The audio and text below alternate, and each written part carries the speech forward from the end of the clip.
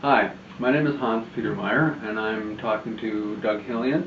Doug is running for a vacant seat on Courtenay City Council. The election's coming up November 7th.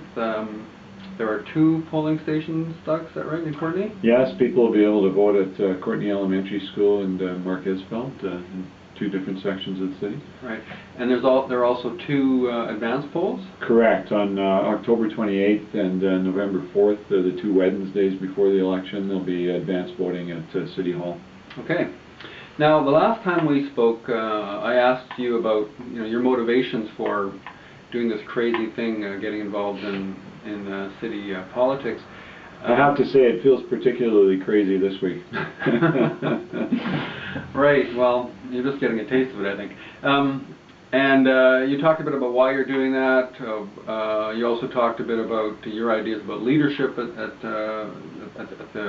the local government level. And today, I think you want to talk about something that you're hosting next week. Can you tell me a bit about this? Actually, the week after next, on October 29th, I'm going to host a community conversation, and it's going to be at 7 o'clock in the evening at the Wache Friendship Center on McPhee Avenue in Courtenay. So what's that next to? So McPhee. That's next to the radio station and just yeah. across from Courtenay Elementary School. Right. So great community facility, lots of programming going on there. They're a very active and engaged organization in our community, and appreciate being able to make use of their facility for this event. 2 goals in mind. Number 1, I wanted to hear from people in the community about how they see City Council being engaged with them in some of the struggles that they're facing. And I'm talking about specifically small organizations that are active in arts and culture, environmental issues, human services, small business. And so I want to hear from folk about how they see City Council being engaged with them to help them have the environment and create the atmosphere where they can flourish, particularly in challenging times like this. The second thing I want to accomplish is... Well, hold on a second. So what can local government do? I mean, you must have some ideas about that, besides like getting people together to have a conversation.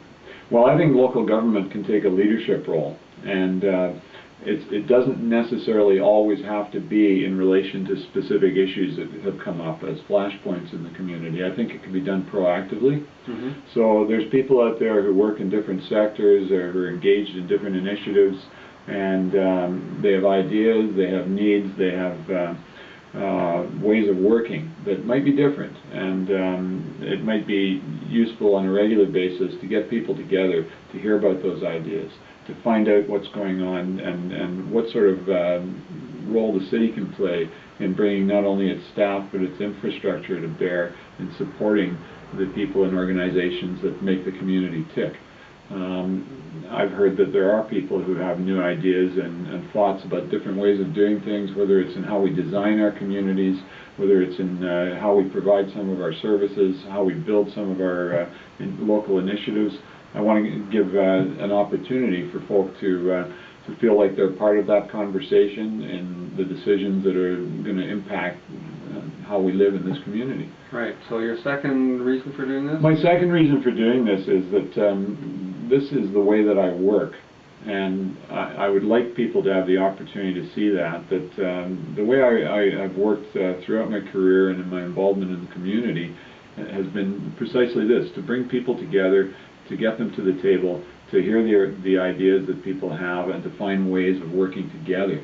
And oftentimes they're byproducts of that, whether it's the networking that takes place, people connect with other folk who might have the missing piece that they're looking for. Mm-hmm. There's cooperative opportunity that comes out of that, sharing of resources, awareness of other parts of the community that perhaps we're not as aware of. When we bring people from the business community together with people from arts and culture and people who are involved in social organizations, environmental issues, we get the complete picture of all the elements that combine to make a community work. And So it's more likely when any one of those organizations or individuals is taking an initiative that they're going to include other people in it or consider how it impacts those other sectors of the community. So I think those are some of the byproducts that can come from this type of a process. And my approach is very much to try and facilitate those sorts of connections that can make things happen. And particularly if there's some infrastructure in terms of staff and meeting space, those types of resources that the city has available, I'd like to explore with people how that can help. And I say particularly in times like this because I know that it's difficult for a lot of organizations that are having their funding cut, or for businesses that are finding that there just isn't the money out there right now that there used to be. Okay. So on October 29th, is that right? That's correct, yeah. At the Washay Friendship Center, we get to see what you might do as a local politician. We get to see you in action.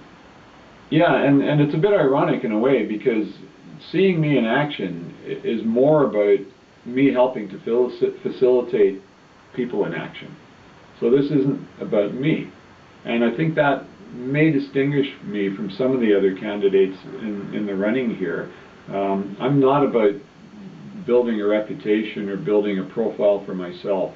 I'm about how do we facilitate people in this community working effectively together to address the issues that we have to move along with continuing to build a thriving community here. Well, good luck on that. And I'm looking forward to hearing or talking to you after that event. Thanks very much. I appreciate that. Thanks.